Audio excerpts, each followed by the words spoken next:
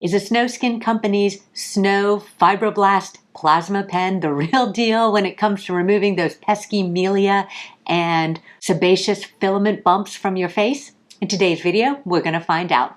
Hey everyone, this is Lisa. Welcome to my YouTube channel, Lisa22, where we cover all things beauty and lifestyle for the over 50 woman. So when the Snow Skin Company first asked me to review their Fibroblast Plasma Pen, my first reaction was to decline because typically anything that heats up the face causes hyperpigmentation on my skin type, which is a level 4, which is the darker skin type. However, after perusing their site, I saw that several people were using it to remove either Milia or sebaceous filaments or sebaceous hyperplasia. And I actually have been dealing with some of that, so I was intrigued. And so I said, yes, I would test out their pen. So the Snow Skin Company are sponsoring this video. They did ask me to review the pen and make a YouTube video. However, they have not seen this video. They have not given me a list of things that I needed to talk about. Basically, they just sent the pen and said, when do you think you will publish the video so we can give you your coupon code? So this is a real review on this product. So what are sebaceous filament or hyperplasia bumps? Basically, your sebaceous filaments are tube-like structures that surround your oil glands, and they help move the oil to the skin so that it can protect your skin. So everybody has them. You can't get rid of them. They are permanent structures in the face. However, they can get a buildup of dead skin and oil and create these bumps, and it's usually around the pores, not necessarily in the pore itself. So unlike a whitehead or a blackhead, they are very, very difficult to get rid of. You can try and pop them, though I don't recommend it. But usually they come back within a few weeks. Milia, on the other hand, is a buildup of keratin under the skin, also creating a bump, and you can go to dermatologists. They can try and cut them out, or we can try and use something like the plasma pen to get out that hardened plug. So that's what we're going to talk about today. Now, I had some sebaceous hyperplasia. I don't know why I can't say this, but I had the sebaceous hyperplasia bumps removed from my face. I had one right here and a couple between my eyebrows by my dermatologist last fall during my annual skin check. I was like, what are these bumps? I mean, is it just you get old and now you get these like bumps on your face? I mean, I could tell they weren't blackhead or whiteheads. They were just bumps. They weren't quite skin tags.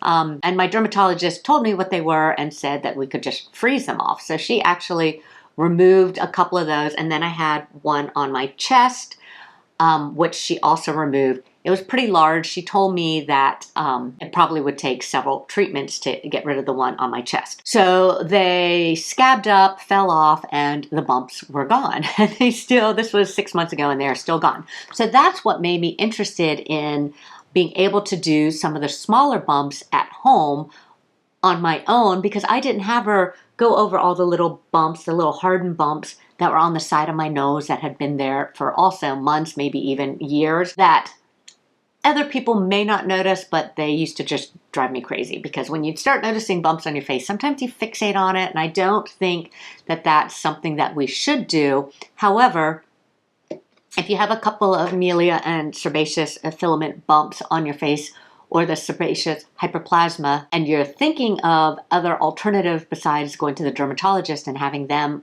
remove them, this might be a really good option for you. So let's talk about this device. The pen retails for $149. You can save 12% with my code LISA12, and for the first 48 hours after this video is published, so publishing on Wednesday, so until Friday, you can save 22% when you purchase this pen. What is a plasma pen? Actually, on their website, I found it a little difficult to find information on the actual device itself. Tons of videos how to use it, tons of videos on results and people using it for different things, but nothing really, here's how the plasma pen works, here's what you're actually doing. They did have a frequently asked question section, and it did say that the plasma pen works by applying a small charges of plasma energy into the skin, causing the skin to go through sublimation sublimation, and repair itself, therefore rejuvenating the skin. Most people and most of the videos I saw on the website actually use the plasma pen to rejuvenate large areas of the skin, to actually encourage cellular reproduction, increase collagen, etc. And there are plenty of videos on that, but that required making several dots all across the surface of the skin. And again, because of my skin type, that was not something that I wanted to try. But lots of videos for reducing lines and actually trying to lift the entire face.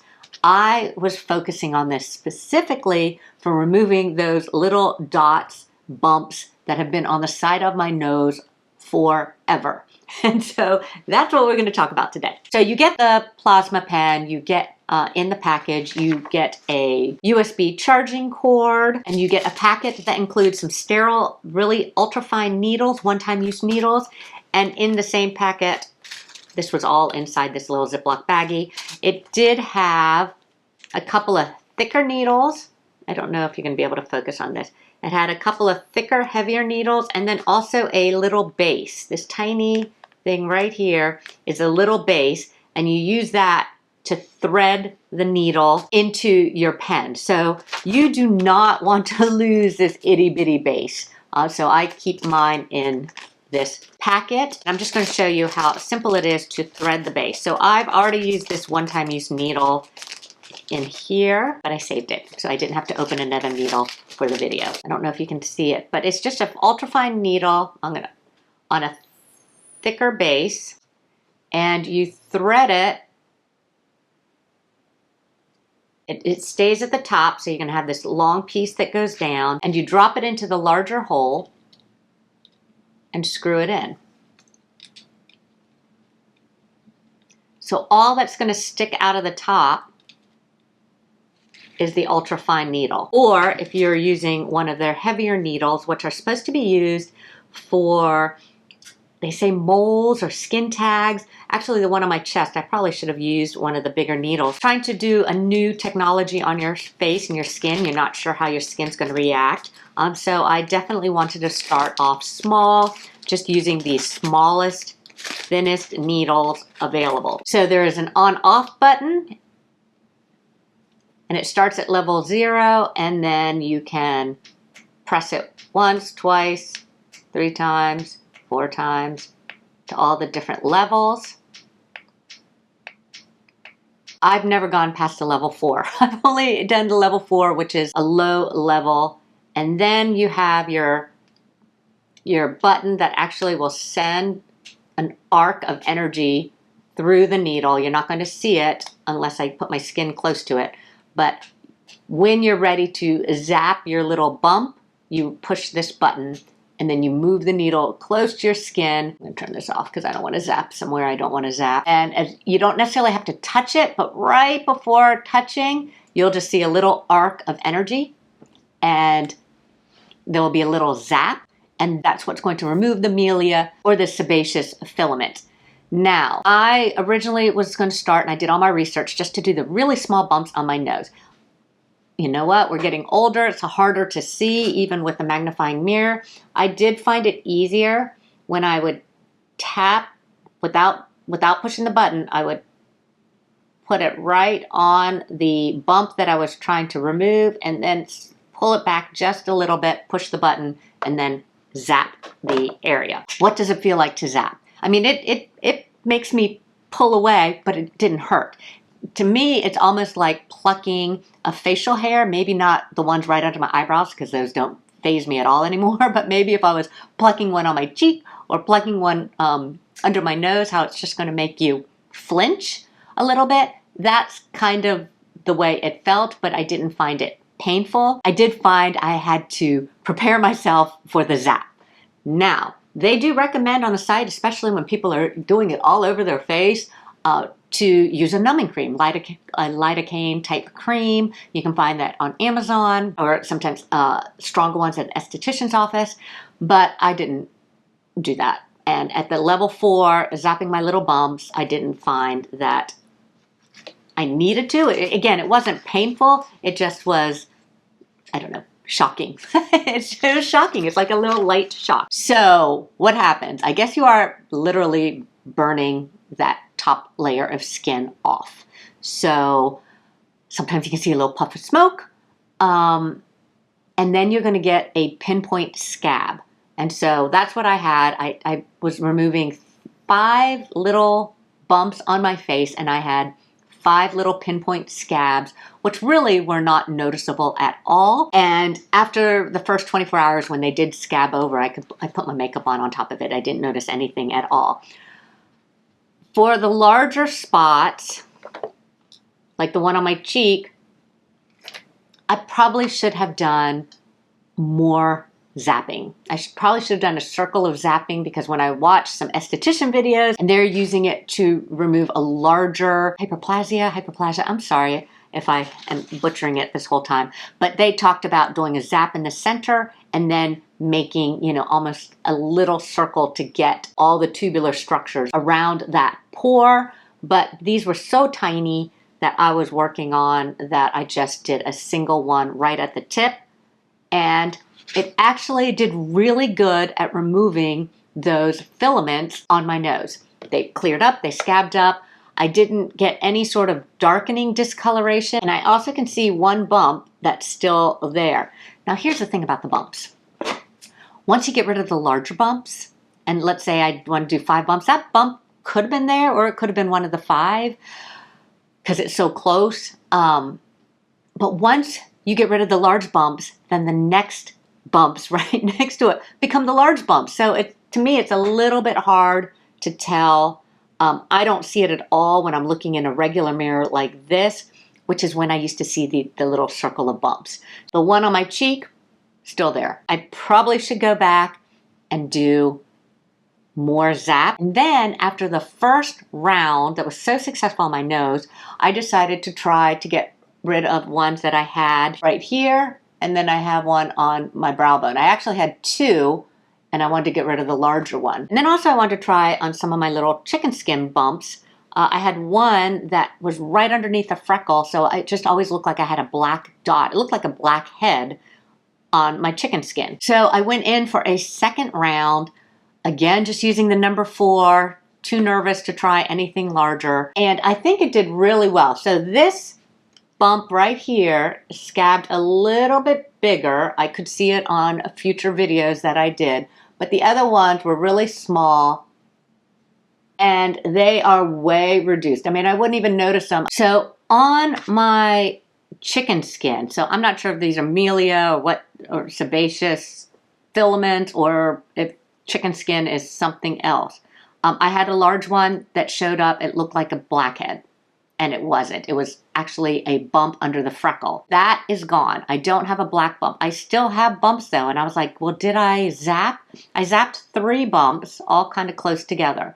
So are those the ones I zapped and they're still there? But the one that really bothered me is gone. So I'm happy about that. Now I also tried to reduce the one that's on my chest. The one that the dermatologist couldn't remove. Because it shows up just above. It's right here. It shows up just above my bathing suit, and it used to be like a pretty big node. And so again, I only did a single level 4. I mean, that's pretty big, and so I know I probably should have used a larger needle to really try that.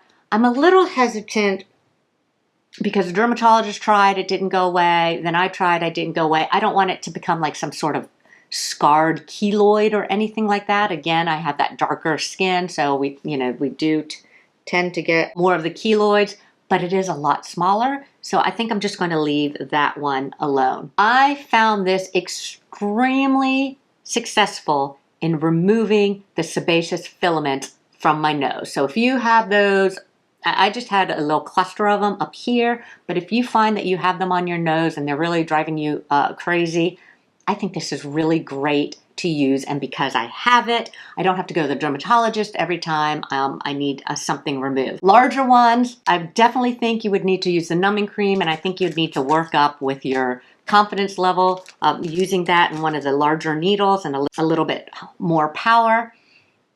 I'm not there yet.